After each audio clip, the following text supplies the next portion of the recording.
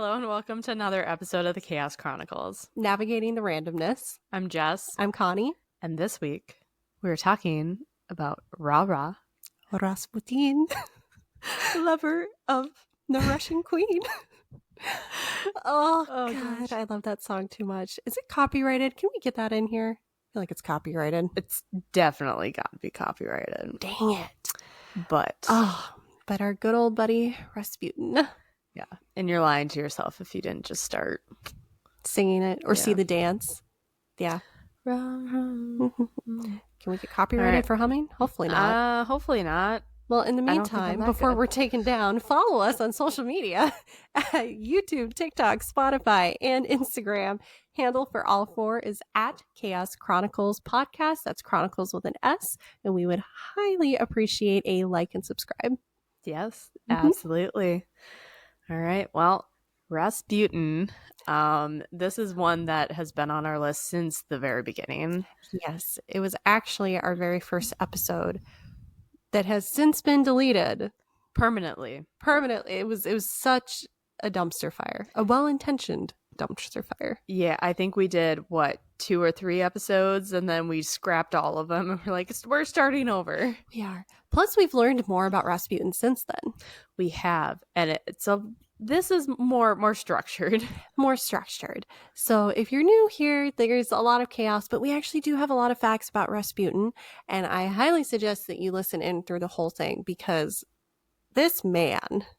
There's a lot, and there's going to be a kind of fun, if you want to look at it that way, fact that will be at the very end that you'll have to wait around for. Yeah. Hint, hint. Pickled body parts.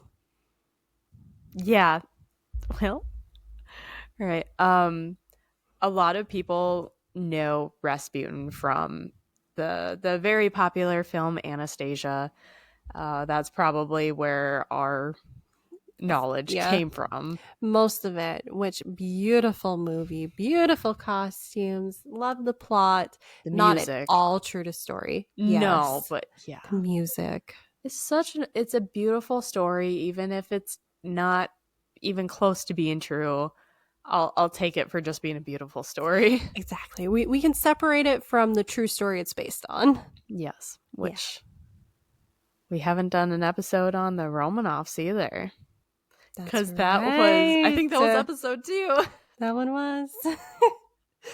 Oh my God. Oh gosh. There's a lot of interesting stuff. And for the sake of time, we're going to parse down a lot of it. Yes. Those who know a lot about the Russian history and the oligarchs, please throw it in the comments. Yeah. But for our sanity and time's sake, we're just going to talk about Rasputin. Mm-hmm.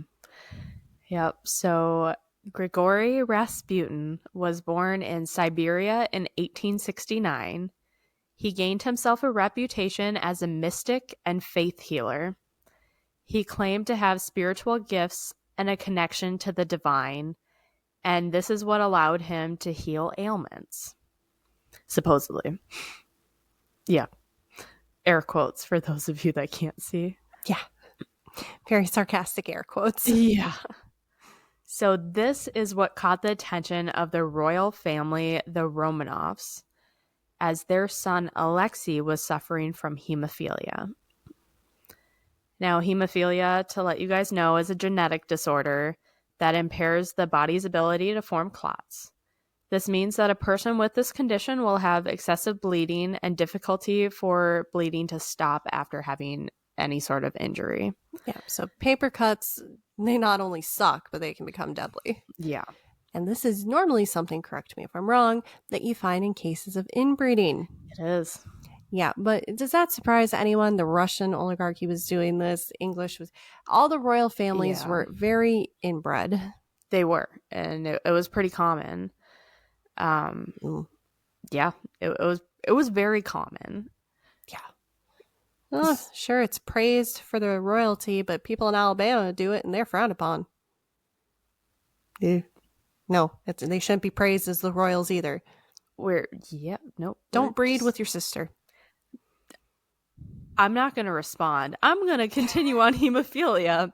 So they're basically, people with hemophilia are basically missing or have very limited amount of proteins that are clotting factors.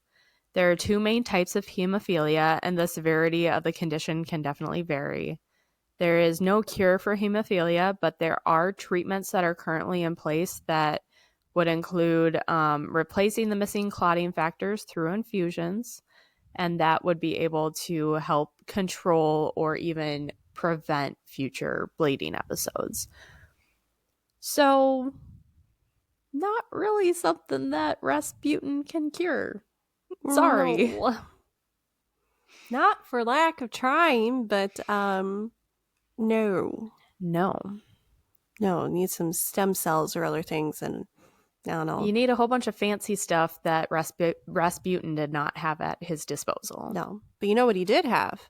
A buttload of charisma. Dude was a Riz master, and I hate that I'm saying that. It's like, even if you've Zeus doesn't like it. Yeah. So Alexandra, the queen, was concerned for her son's life, understandably so. And so she saw that Rasputin was the answer to their prayers and could help ease Alexei's symptoms. While growing his reputation as a healer, Rasputin started to gain influence in the Russian court. He became a close confidant to Alexandra and was even consulted on political matters. The power he now possessed led to resentment from some members of the Russian aristocracy and the political elite, as they viewed Rasputin to be an uneducated and morally questionable man. Morally questionable is about the nicest thing you can say about this dude, so... Yeah. This guy is, even if, no offense, you look at a picture of him, he's not a looker. No, he's one of those where if his face was painted on a portrait, the eyes would follow you no matter where you went. Yes. It would. He'd probably pay extra for the painter to do that, because dude was all about his image. He was. And it was a carefully crafted image. It was. Yeah. So looking into Rasputin's personal life now, he was known for heavy drinking and erratic behaviors. He also engaged in many sexual relationships with women of both noble and common, which I guess was a big thing back then. You kind of stuck to your own. You stuck to your class. Yeah. Mm-hmm. Rasputin's close association with the Romanov family and his growing influence really became symbolic of the corruption and incompetence of the Russian monarchy, which we will not be going into details in this episode, but the ruler was not doing a very Nicholas good job. the Tsar. Yeah. The people were going through a really tough time. Yep. And the Tsar and the Tsarina didn't really take it well or do anything to really help. No. It started on fire and they just watched it burn. Yeah. Maybe took out some marshmallows. A little bit. Again, history buffs in the comments, you can let us know. Yeah. So anyway, we got Rasputin. He's crossing class lines and he's crossing into lines. You have everybody, but so sexual deviant is used to describe him. Mm-hmm. Yep. So some legends surrounding Rasputin and the ways that he got women into bed. This was a huge thing on the internet, by the way, when I was looking this up. Are you ready for this lovely section? All right. So the first, sexual expertise. Rasputin was rumored to possess extraordinary sexual abilities and stamina. The rumors contributed to his mystique and enhanced his reputation as charismatic and mysterious figure. I mean, I get it. Yeah. I get it. Expertise and stamina. Usually doesn't go hand in hand. Usually does not. And This goes back into the mother. If you're watching, just hang on a second, mute it, skip it, something. Fast forward a little bit. It's not about the size, it's about how you use it. And if you got the stamina and expertise, that makes up on the size. Well, for Rasputin, we won't. Okay, that's a later one. Okay, we'll come back to that. So come back. You're safe now, Mom. Kind of. So the next is mystical powers. Ooh. So as I was saying in the beginning, Rasputin was supposedly able to help heal Alexei. Whatever. But some believe that his sexual expertise was linked to his ability to harness spiritual energy and supernatural forces. Mm-hmm. I mean, he was part of I don't remember it, but like the cult, how he got a lot of his start, because he traveled through Russia and through some of the, well, now they're satellite states, but at the time they had their own things going on. And he fell in with a group, I don't remember what it was called, but they believed in basically you're closest to God if you are sinning, because the act of being forgiven for the sin is what gets you close to God. So they would have these get-togethers of just essentially massive orgies because you're sinning and then you are praying and you're forgiven. I heard about that one on Bailey Sarian's Dark History podcast. Interesting. Mm-hmm. Oh, it is. She goes more into the lead up than we're going to go into, but like him getting his mystic powers and building that cult following was from that. And it was the sex stuff and everything. And he had actually a wife and children. Mm-hmm.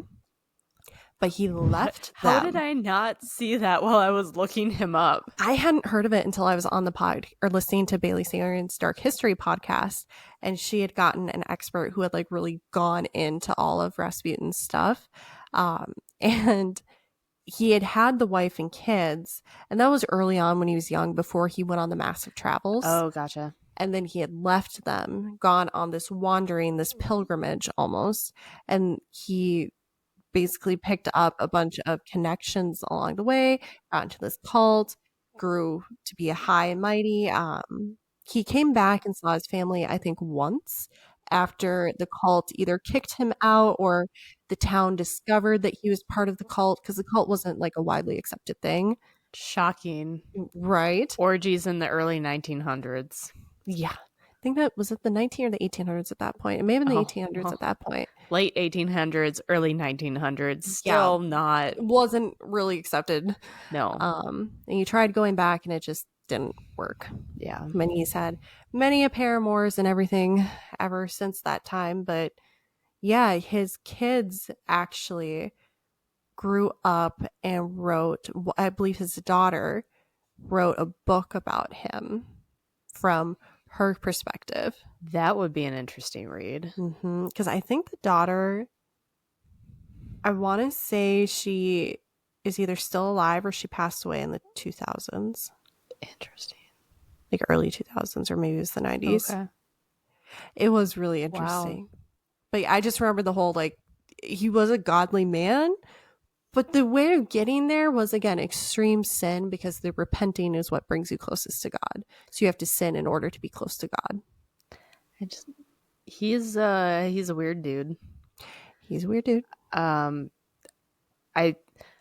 don't know why I can't believe that he has a kid, because also a part of this mystical powers was some women thought that he would help them with their fertility issues, and he's probably got a bunch of kids out there. With how much sex he had, yeah. I mean, I doubt he was using the PMP method, pull out and pray. Well, there was praying, but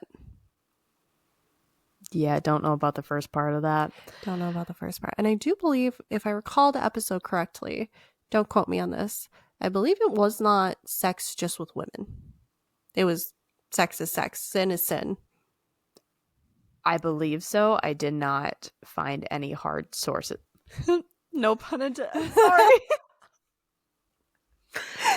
I didn't find any set sources.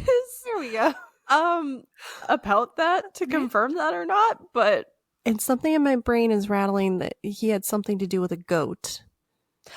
I've heard about that too. Yeah, but I couldn't find anything on that either. But was that just one of those stories that people made up? Maybe. It's not like there was a fact checker back then, so it could have just gone around. But like, let's be honest, knowing what we know of Rasputin thus far, you could say anything and I wouldn't be shocked. I wouldn't be shocked. Like, if that man had sex with a goat, I'd be like, all right, well, that's bad. We're just full of all the really bad dad jokes today, I guess. Real bad dad jokes. Oof. Which is what makes them good. The internet may disagree, but that's okay. Oh, God. So that was a little bit of Rasputin backstory. If you want to hear a lot more details on it, like I said, Bailey Sarian's Dark History, that is a really good one to go deeper into that. Yeah. We're not diving too deep here. We're just we're kind of giving you guys a little bit of background. So we want to talk more about the mystery of Rasputin. The mystery of him. And also it's funny because Bailey Sarian starts the episode. She goes, do you guys remember that movie Anastasia? The dresses, the fashion, the music. Yes. We all love that movie. Yes. Except for my husband had never heard of it. Like Anastasia or Rasputin. Did Johnny know any of it? Johnny knew of Rasputin and Anastasia like a little bit. Not the movie. Yeah. But the history very briefly. But also he went to a private Catholic school. So they did have a focus on some history lessons. Yeah. No, I asked Mitch, I was like, what do you think about Rasputin? He's like, who?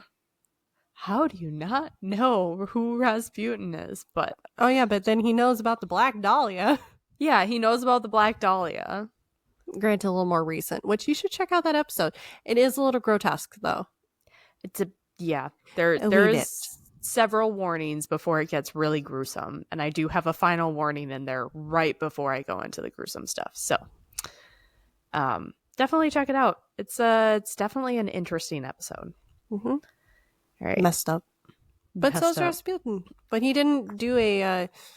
Well, I'm not going to spoil the episode, but he didn't do some of that weird stuff. But he didn't go that far that we know of. But all right, the next way he got women in bed supposedly was he had control over women. There are claims out there that suggest that Rasputin's charisma and influence extended from the royal family to women, and he was said to have hypnotized or manipulated to fulfill his desires.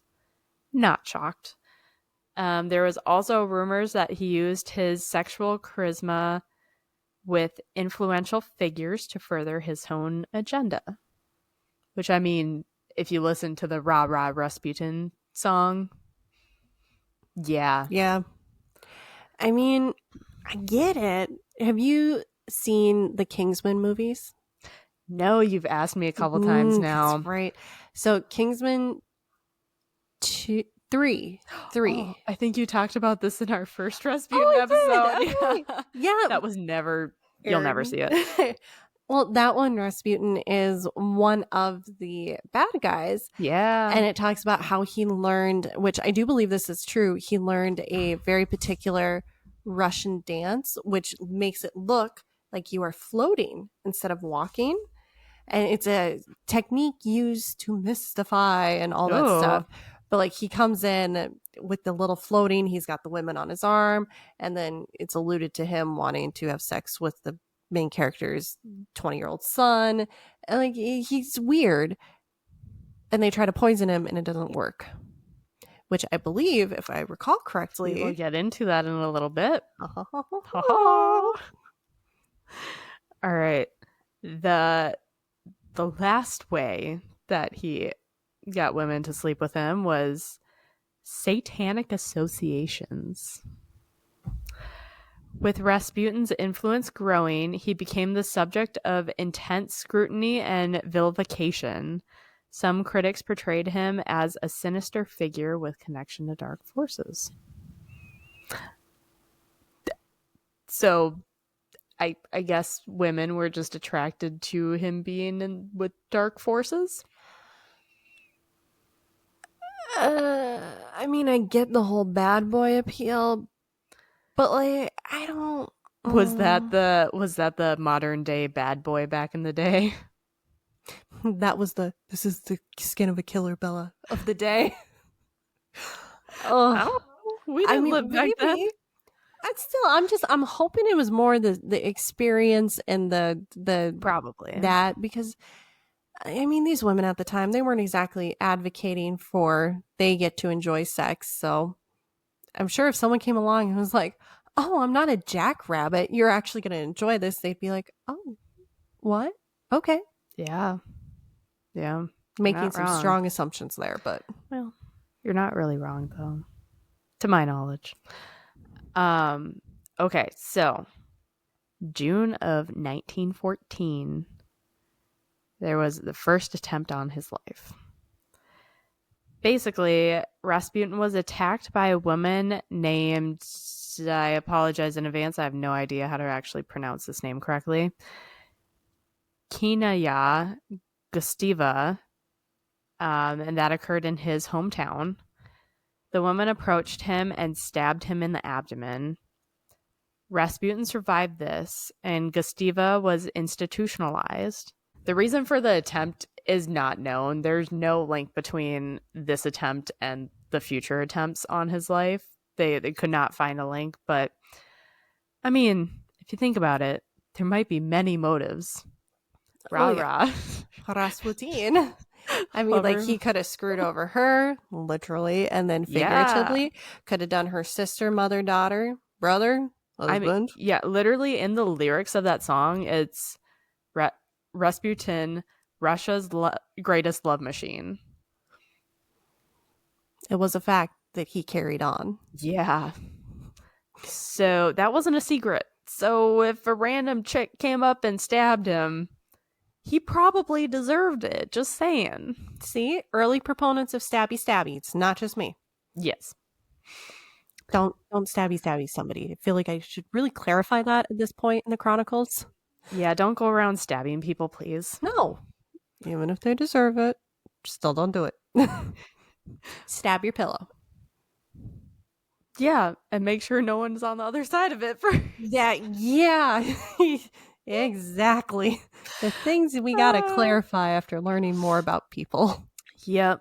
In December of 1916, so 2 years later, a group of nobles came together and conspired to assassinate Rasputin.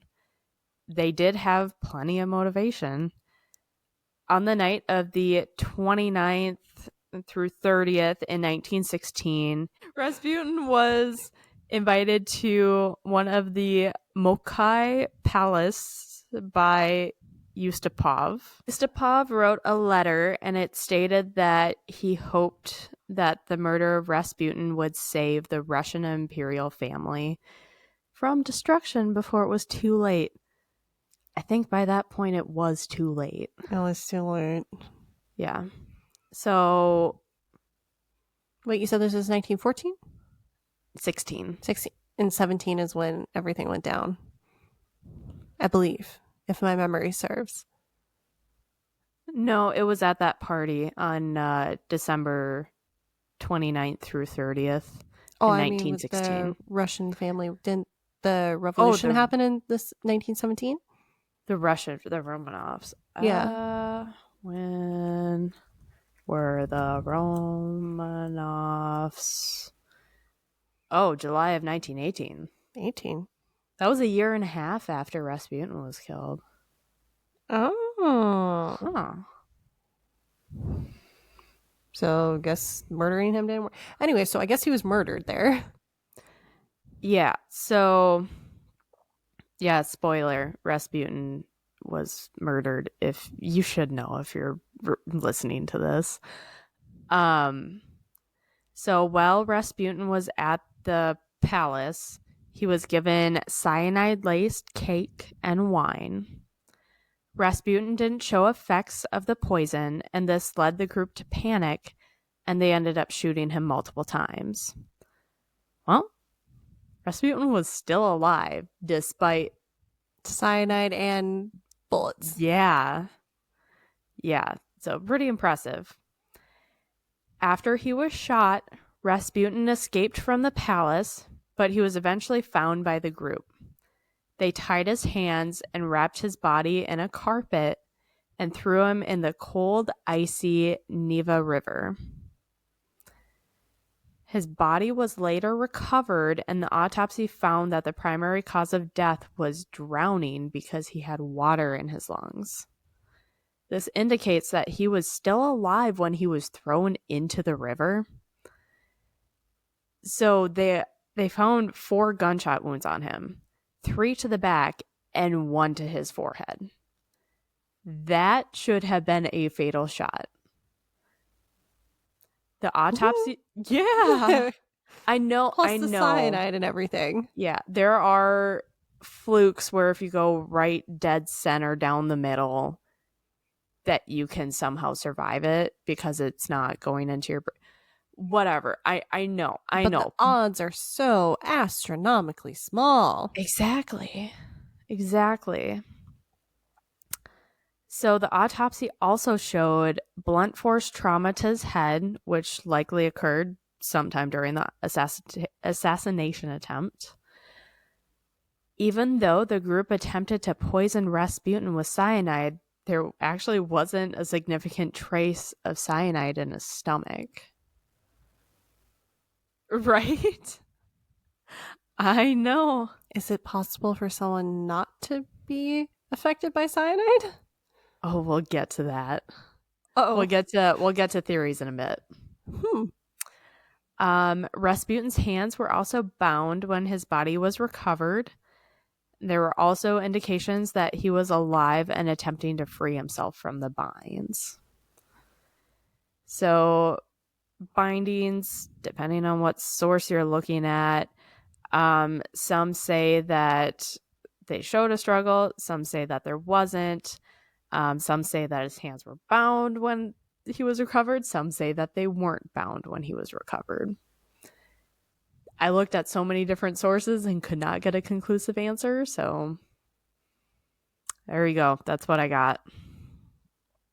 But there were no defensive injuries on his body, meaning that he didn't really put up a fight during the assassination attempt.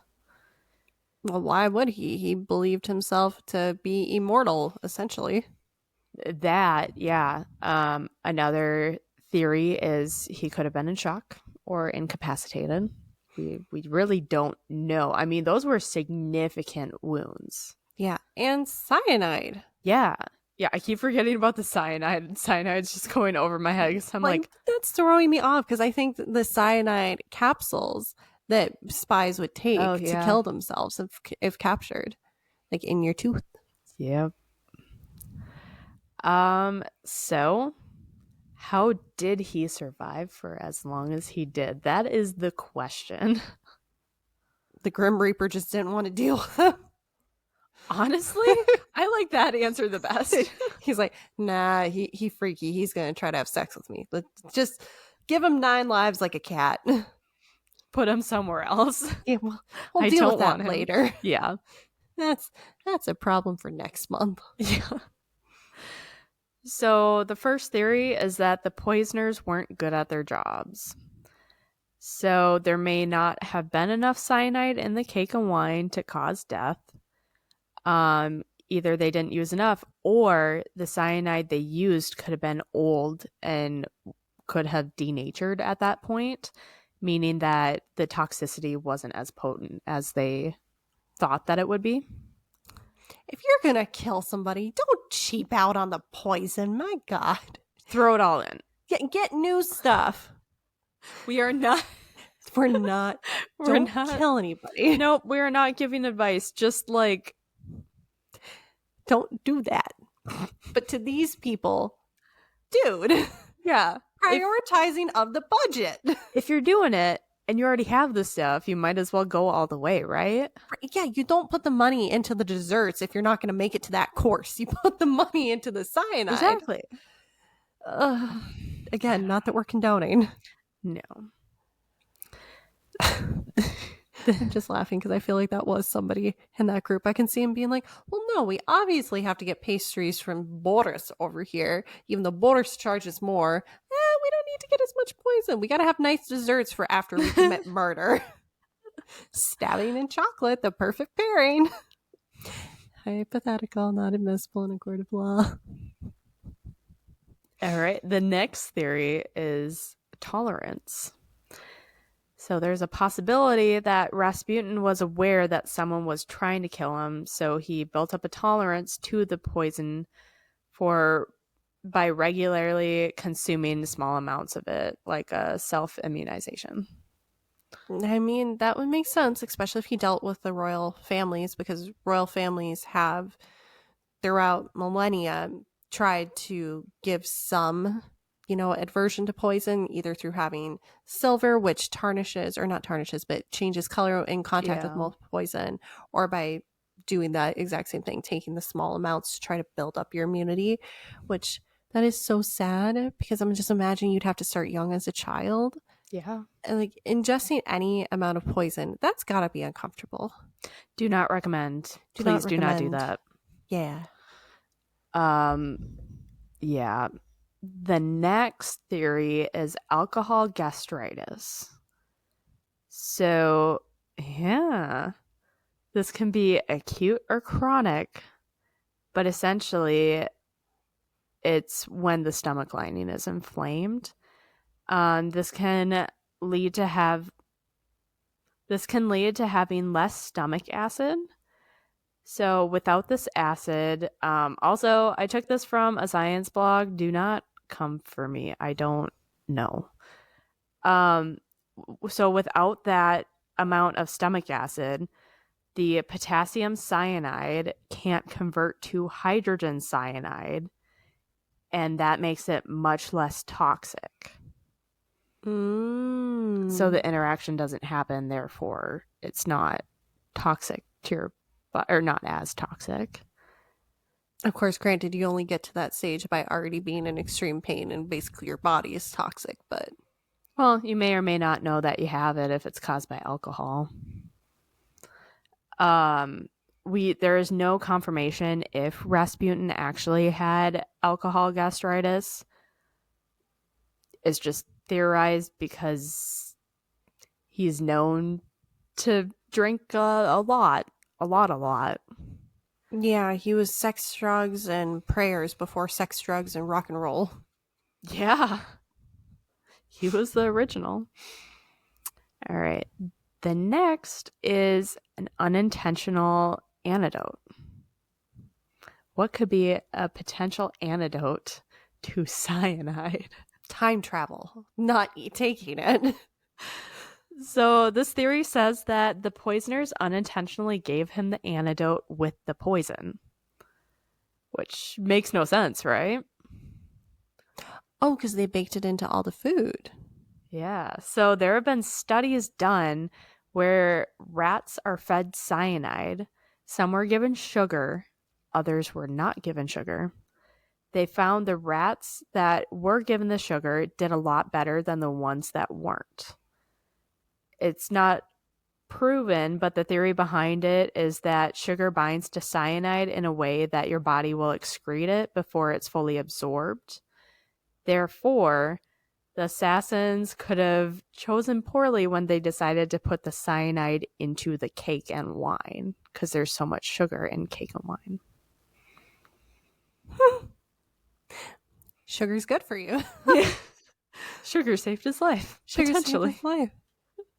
Damn, and if they did cheap out on the dessert and the wine section of that, that's going to have more sugar or less sugar. At the time, was sugar expensive? Less sugar. I don't know. Nowadays, if you go for the cheap stuff, it's loaded with sugar. Yeah. How times have changed. They have. All right. And then going into the shooting here. With several injuries, the shock could have very well helped keep Rasputin going for as long as he did. Yusupov, however I said his name earlier, there's a theory that he made the whole thing up and Rasputin was simply shot. and he wasn't poisoned, but yeah, are we gonna take the word of a murderer to be all truth? Right. We don't know. We don't know. All right. And now ending with the fun fact, or maybe not so much fun. Depends on how you want to look at it. If you're eating pickles, stop.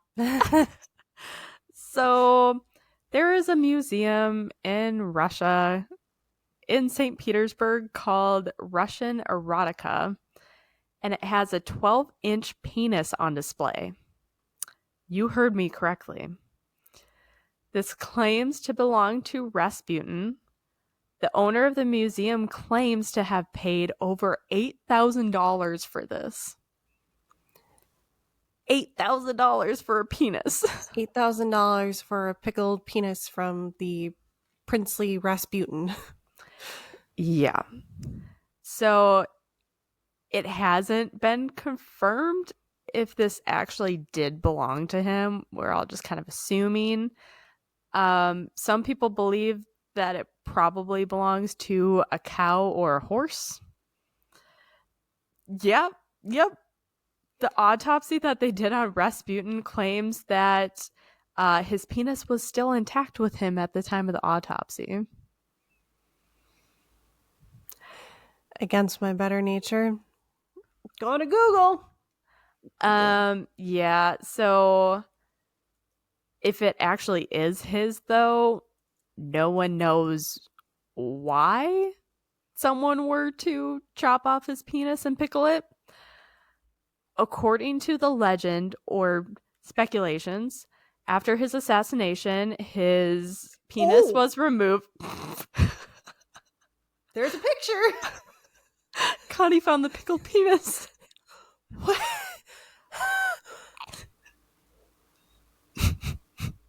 I can't be alone in seeing this. So... I've seen it. Wait, I don't care about Genghis Khan. Go back to penis. Oh, Connie.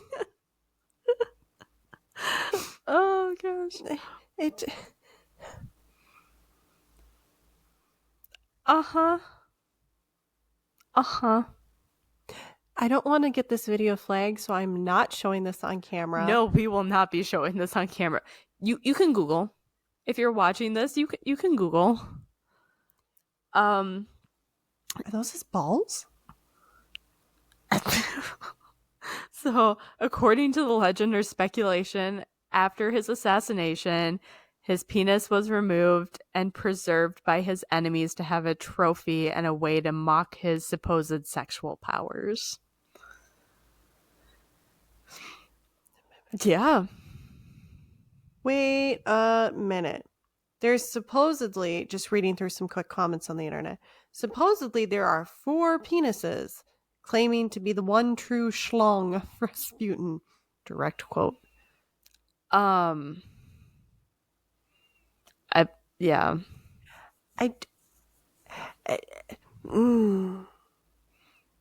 That thing's gonna come up in nightmares. It doesn't look pretty. No. It really doesn't. Granted, again, it's sitting in what I can only assume is formaldehyde. Probably. Yeah. Well, that is all I have on the mystery of Rasputin. Huh. Yeah. Pickled and placed in a jar that was put on his...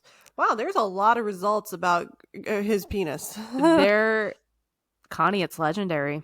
Yeah. It is legendary. I was not going to include it, and then I told one of my friends that we would be doing an episode on Rasputin, and he told me, he's like, you cannot skip out on the pickled penis. I'm like, okay, just for you. Just for you. So hopefully you guys enjoyed this. Connie's going to enjoy her little deep dive into Rasputin's penis. Oh, I found the name of the cult, by the way. It's a sect known as the Khlysts, Khlyssts, or Khlysti, The underground Orthodox Christian sect believed that one was only nearest to God when he reached a state of sexual exhaustion after a period of prolonged debauchery. Well, this is all just making a lot more sense now. Mm-hmm. All right. Oh my God, this is... Well, do you have any more to say on Rasputin, Connie? What did you just find? I'm scanning. When word got back to Rasputin's daughter Maria about the penis, according to the story, she took possession of the penis and denounced these migrants and their practices. No tangible proof of this story exists. Can you imagine that? Like, oh, don't mind me. I'm just here to claim my dad's severed dick. I'd say that they can have it. I can't. I've never said that sentence. Never nope. Say that sentence. All right. Any last minute comments on Rasputin? No, but I'm going to be seeing this demonic ass looking thing in my dreams. All right. Well, thanks for joining us on this episode of Rasputin. Hopefully you had some fun listening to it. Make sure you're following us on social medias. We're on YouTube, TikTok, Instagram, and Spotify, all at Chaos Chronicles Podcast, and that's Chronicles with an S. Let us know. Over here. Google this. I cannot be the only one in this whole of it all. Let us know your thoughts on Rasputin. Any thoughts about Rasputin? Literally anything. From Rasputin in real life to Rasputin played by, I believe it was Christopher Lloyd in the movie. Doc Brown from Back to the Future. Amazing. Yeah, like anything. We'll hear. We'll chat about it. This one's that. Why is this sitting with? This is going to sit with me for a while. All right. Well, Connie thinks about Rasputin's penis. We will see you guys next time. Bye. Adios. It's so messed up.